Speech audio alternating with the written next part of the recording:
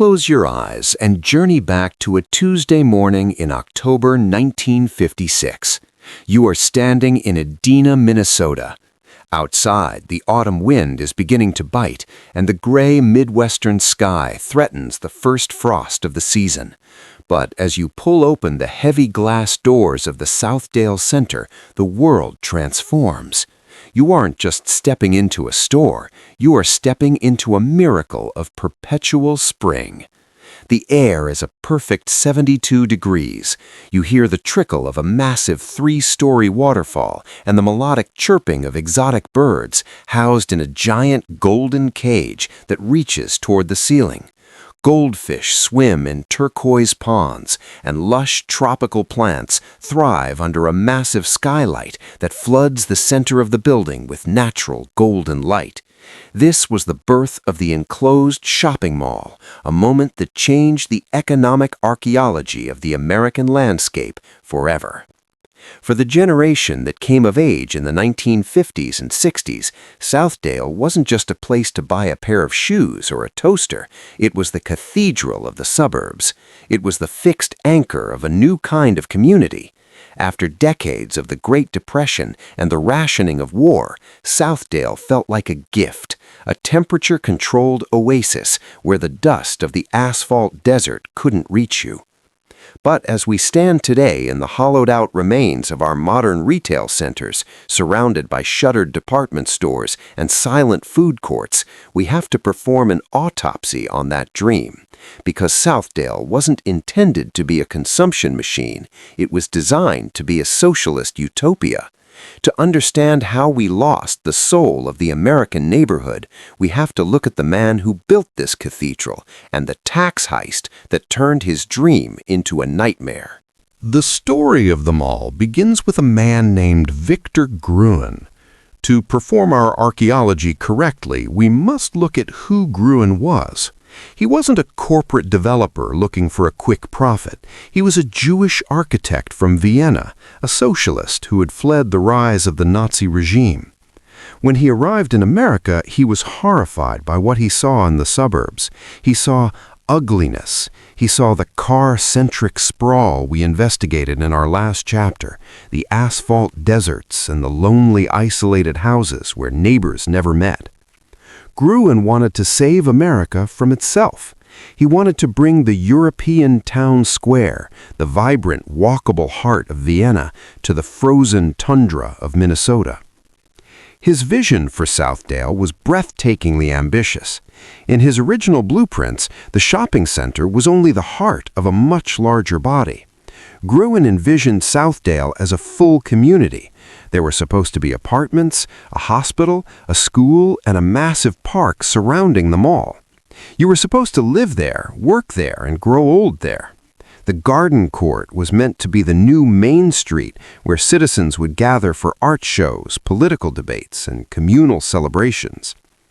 Gruen believed that by bringing people together under one roof, he could revive the human connection that the car was trying to kill.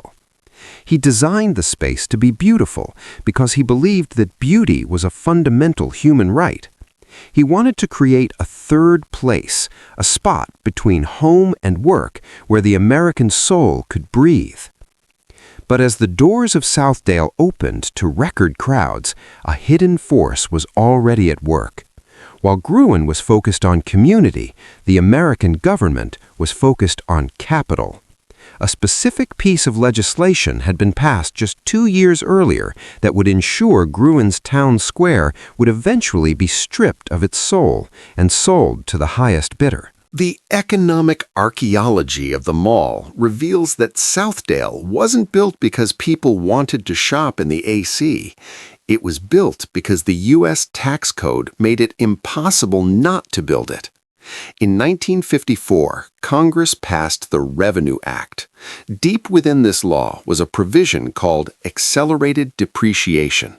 On the surface, it sounded like a boring accounting tweak, but in reality, it was a massive heist of the American landscape. Before 1954, if you built a building, you could only write off its value on your taxes slowly over 40 years. This encouraged owners to build for the long term. It encouraged them to use brick, stone, and craftsmanship because they planned on owning that building for half a century. But accelerated depreciation changed the math. Suddenly, a developer could write off the entire cost of a shopping center in just 7 years. This created a gold rush of ugly, cheap construction. Developers realized they didn't need the mall to be a community center for 50 years. They only needed it to be a tax shield for 7. This led to a massive oversupply of retail space. We started building malls not where people lived, but where the tax breaks were the most lucrative. This was the death of Gruen's dream. The socialist utopia was hijacked by tax shelters. The corporations realized that they didn't need to build the apartments, the hospitals, or the parks that Gruen envisioned. All they needed was a big box in a parking lot that they could depreciate, sell, and move on to the next one. This law effectively subsidized the death of Main Street. Your local mom-and-pop store on the corner couldn't compete with the tax-advantaged giants of the suburban mall. We used the American workers' own tax dollars to fund the destruction of their own local communities. We traded the durable town for the disposable mall. By the 1970s and 80s, the archaeology of the mall entered its most cynical phase. This is what historians call the Gruen Effect. Named after the architect who eventually grew to hate his own creation, the Gruen Effect is the psychological manipulation of space to turn a citizen into a consumer. If you ever wondered why malls have no windows and no clocks, this is why. The corporations realized that Gruen's Perpetual Spring could be used as a weapon of disorientation. By removing all connection to the outside world, they could slow your heart rate and make you lose track of time. In the windowless corridors of the 1980s mall, you entered a trance of consumption. We saw the removal of the art, the bird cages, and the fountains. They were replaced by kiosks and leasable square footage. Every inch of the building was value engineered to maximize the throughput of the dollar. The garden court was no longer a place for community. It was a place for a food court that sold you industrial processed calories. We traded the European town square for a warehouse of temptation. This had a profound effect on the 50-plus demographic. We are the generation that spent our youth in these cathedrals. We remember the mall walkers, the Saturday hangouts, and the feeling of safety. But the economic archaeology shows that we were being conditioned. We were being moved from a world of handshake accountability on Main Street to a world of institutional compliance in the mall. We were being taught that community was something you bought rather than something you built. As we move into 2026, we see the final, melancholic layer of our dig, the ghost mall. The accelerated depreciation that built the malls eventually became the force that killed them.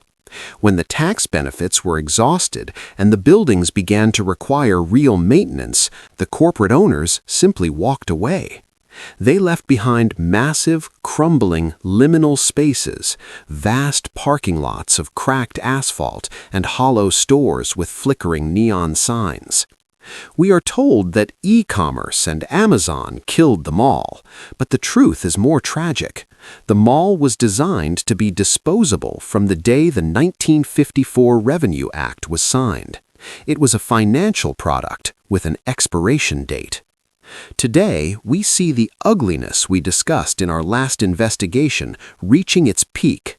The dead mall is a scar on the American suburb. It is a monument to a society that prioritized velocity of capital over permanence of place. Victor Gruen, at the end of his life, looked at what he had started and said, "I refuse to pay alimony for those bastard developments." He moved back to Vienna, heartbroken that his attempt to save America had instead provided the blueprint for its commercialization. He realized that you cannot build a soul with a tax loophole. So, as economic archaeologists standing in the empty, echoing garden court of a dying mall, what is our golden insight? How do we protect our wealth and our sanity in a world of disposable cathedrals? First, we must reinvest in the local.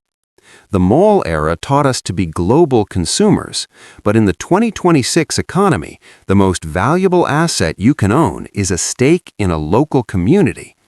Support the businesses that own their own buildings. Support the main street that was never a tax shelter. These are the places that will survive because they have stewardship, not just shareholders. Second, we must value permanence over convenience. Whenever possible, avoid the value-engineered experience. Seek out the third places that actually have windows, clocks, and character. Whether it's a local library, a veterans hall, or a historic downtown coffee shop, these are the fixed anchors of the American soul. Third, recognize the financialization of your life. Understand that much of what you see in the American landscape was built to benefit an accountant, not a human being. By seeing the archaeology of the tax code, you regain the power to choose. You stop being a unit of revenue in a corporate portfolio and start being a citizen of a real place. The Southdale of 1956 is a ghost. The golden birdcage is gone, and the Perpetual Spring has turned into a digital winter. We cannot go back to the 1950s, but we can learn from Victor Gruen's tragedy. We can remember that community is not something that can be manufactured by a corporation. It is something that grows slowly through handshakes, eye contact, and the social 401k of being present in our own neighborhoods. Ownership isn't just about having the receipt for the stuff you bought at the mall. It's about having the belonging to the town square. Before we go, I want to ask you, what was the mall you grew up in? And what has it become today? Is it a ghost, or has it found a new life? Share your mall memories in the comments below. Let's remember the cathedrals together and plan for a more beautiful future. Thank you for watching the Golden Age Insight.